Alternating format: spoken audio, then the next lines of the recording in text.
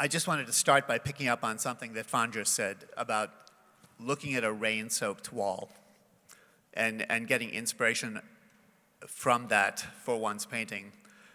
It's almost exactly like something Leonardo da Vinci said, that if you're looking for inspiration, look at an old ancient wall and look at it slowly and carefully. The older the wall, the better, and the most incredible things will come to you, to your eyes from that. I think one of the most exciting things about this exhibition and one of the most challenging things about this exhibition is the play between the oil paintings and the works on paper. So it's such a rich field in which to dig, and it's almost hard to know where to begin. But I think this is really the first time that I'm aware that the works on paper are being shown. And the oil paintings are exciting not only because it really is a newer body of work, but also because of the technique, which is very different from the more gestural calligraphic work of the past decade or so, for which Fanzhi is really well known globally now.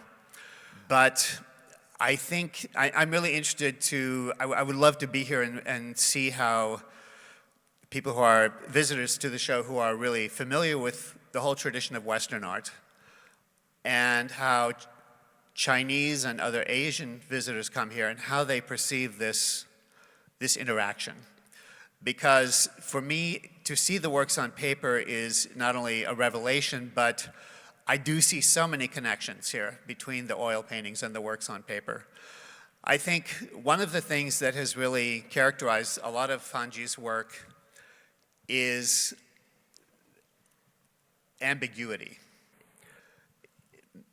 Even when there's a recognizable concrete image, a skull, a tree, an old tree, a stone, a mountain, the spaces in which those things reside is nebulous, and it's really tough to talk about what is that space. And in that regard, that element in his art, in both mediums, really connects with traditional Chinese painting, where I think in a long time ago in the Bronze Age, if not even in the Neolithic period, somehow the Chinese intuitively recognized that matter and energy are two forms of the same thing. That's a really fundamental principle in the Chinese cosmology and the Chinese worldview. It's astonishing that it took Albert Einstein to explain that for us in the West, but the Chinese really do have a grip on that paradox, seeming paradox. And in traditional Chinese painting, it's not so much, I mean, the challenge for the artist is not so much to depict the surface of things, say a mountain, but knowing that the mountain is made of energy, that the mountain lives and breathes and dies like a human body. And that goes for planets or anything. It's one of the reasons Chinese value stones, strangely shaped stones, which are a major theme in the works on paper. The idea that the stones are deceptively fixed, solid objects, but they also are pure energy. And the stranger and more marvelous the stone, the more primordial that energy is, the more that energy relates to the energies that created the world in the first place. It's why the Chinese traditionally would pay as much for a house or an entire estate to get one stone. And this is evident not only in the paintings of stone, which have a history going back at least 1,000 years, but also the poetry, the remarkably beautiful poetry about stones, and the weird stories about emperors craving a particular stone and bankrupting the empire to get a stone. And the fact that the stones have their own consciousness. The stones will decide who their owner will be.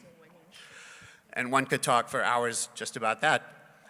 But I think this kind of nebulosity that for me unifies the work here is something that really connects with traditional Chinese philosophy, Chinese history. I also just wanted to touch on how the Chinese look at history, because There are things in both the oil paintings and the works on paper that connect with history. There are skulls which are reminiscent of Memento Mori. Any picture of Mary Magdalene will have a skull, and we all know what that signifies. But a stone represents in China something strong. It represents endurance. An old twisted tree, of which there's a whole section here, represents also strength, particularly in adversity, the ability to survive for hundreds and hundreds of years, seemingly dead but not dead. Water, which we see beautiful oil paintings of water, is such an important theme itself in Chinese art, whereby in the Taoist tradition, human beings are encouraged to be like water. If you're any fan of Bruce Lee, he used to say, be like water. Water is deceptive, it's fluid, it sinks quickly to its lowest level, but it can wear down a mountain. And that's where I think these two bodies of work really connect. But it's important, I think, to realize that in the Chinese tradition, a work on paper can be particularly by a great artist, is something completely finished. It's not, in the West, we think of works on paper as preparatory, as sketches for something. The greatest paintings in Chinese history are on paper, or sometimes on silk. And they're usually painted in ink. And the Chinese talk about the 5 colors of ink. So that with ink, and you might imagine when you grind your own ink from a stick of ink made from soot and animal skin glue on an inkstone with a bit of water, think of ink in 2 crossing axes. You have wet and dry, and then you have dark and light. So you can make ink, you as the artist can create ink that is really, really black and really, really dry. So it's like charcoal. It's rough, it's crumbly. Or you can create ink that's really pale and really wet. So it's like just the thinnest sheen, silvery sheen of wash. And you'll see all of that in his works.